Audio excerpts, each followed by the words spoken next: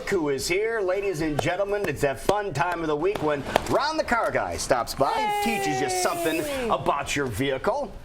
We do. We're not going to talk about cars or vehicles today. We're going to talk a little bit about the people that work on them, the technicians and the service advisors and stuff in the industry. The brains behind the operation. Well, correct. And certainly they do have a brain, but cars and technology that makes them work, I mean, it's changing as rapidly as computers and televisions and anything else that's driven off technology and electronics. And those very brains that are out there to fix those vehicles have to learn this stuff and have to come up with how to fix it and how to diagnose the strategies. Exactly. And new technology and systems come out on cars. We don't just automatically know how to fix them. And the perception that there's some special machine that we plug the car into and it tells us what part to put on it.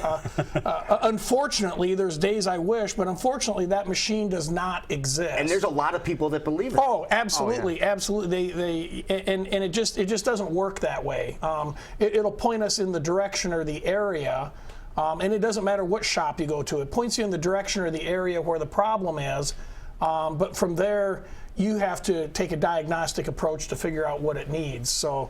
That's the first takeaway is the machine does not exist, and if it did, we would certainly have one. But recently, all my technicians and the front counter and staff, we went to training, and it's a 3.5-day event. It's held each year in Kansas City. It's called Vision, and here's a picture of one of the classrooms where some training was going on. This event started 24 years ago. In Kansas City. Jeez. And that's breakfast Saturday morning, and the idea was to bring high quality training to the Midwest. And I've personally attended this event every year since 1998. That's a list of all the classes that were going on during this time, and there was nearly 3,000 people in attendance for both the trade show that we've got pictured here, as well as the different classes and training that went on. And this event's become known as one of the highest quality training events in the country. I mean, might not be the largest one that they put on, but it's certainly one of the highest quality ones. I was talking to some of the vendors at the trade show and asking them to compare that trade show with the trade shows at other events that they go to across the country. And I was talking to national companies like AC Delco and Snap-on and Motorcraft and stuff, and they all said independently of each other, this one brings the highest number of qualified buyers to the trade show because the level of training tracks the highest quality of technicians and shops down there. So it was really an interesting event. Each year I require that my people not only attend that event, but a minimum of 40 hours worth of classroom training.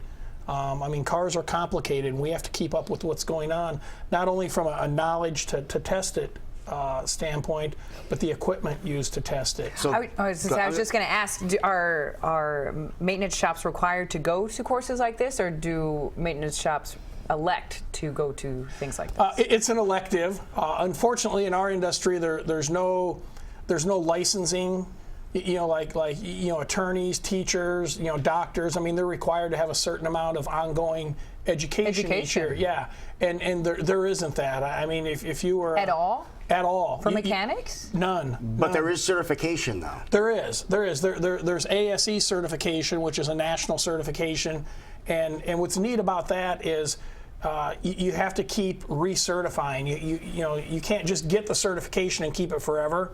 I recently had to go take some tests to maintain my certification, and that's what they're doing is they're making sure that you're keeping up with the industry. But you could, in my industry, if you're a service technician or a mechanic, you could quit going to school today and just keep working on cars until it got to where you couldn't work on them anymore. You couldn't pick a wrench up anymore. Well, you could pick the wrench up, but you wouldn't know what to be taken off. Yeah, exactly. All right, so the one you went down to in Kansas City, this is above and beyond what the ESC certification is. Yes. This is actually, it's put on by the ASA Midwest Automotive Service Association. I've talked about them before, and it's a 6-state organization, and we work together to put this on, and it's open not just to ASA members. I mean, anybody can attend. We had people from 41 states. Wow. And 6 Canadian province. So it was a big deal. There was 23,000 hours of training went on in a 3.5-day period. Well, when you see the list of all the classes that were available, how do you know what to? Because obviously you can't take every single course. When you're there. Absolutely. So how do you know, running a place yourself, what's important? Different shops probably do it differently, but what we do is the course list comes out in November, and so I'll distribute that to my people and say, pick, here's your time slots, pick the courses that you would like, and because they know best where they struggle, or if some new technology came out for suspension or electronic steering or something like that, they need to learn or want to learn about that stuff. So they'll pick out the courses, and then I'll review them. I mean, we keep track.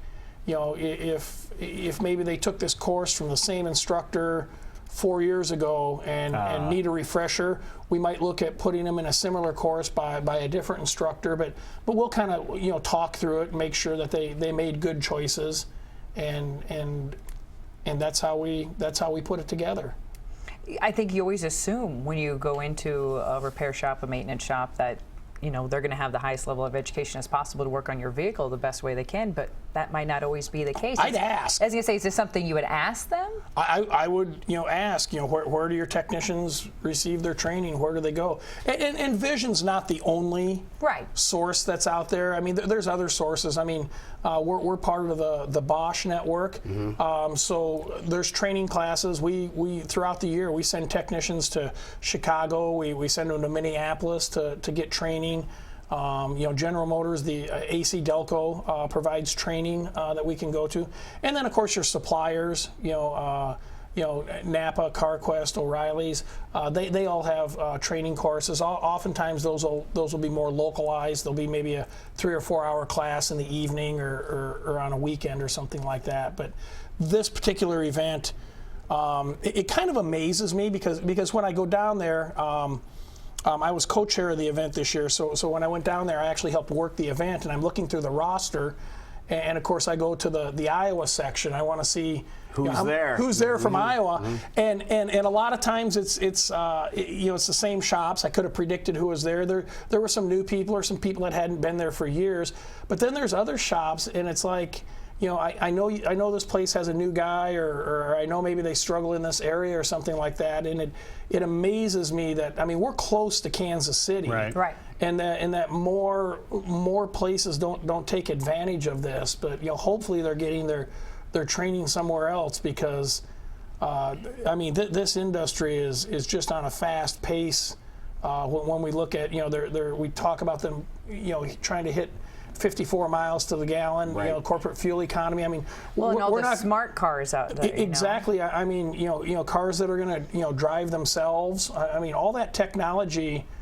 We're still back to the machine to plug it into and tell us what part to replace. So the Kansas City deal, that's once a year? It is. Okay. It is. And annual. then locally, how many times do your guys go out and train locally on average? They say one individual, say somebody who went to the Kansas City event, how many more times during the year will they be going to training?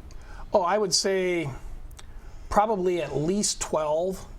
12? Yeah. We shoot. Oh my goodness. Yeah. That's worse than school. Well,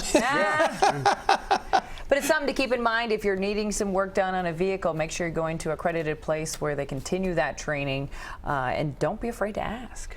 No, ask. What kind of training and certification do you have? Of course, this is where you find Westside Auto Pros over on Northwest 92nd Court.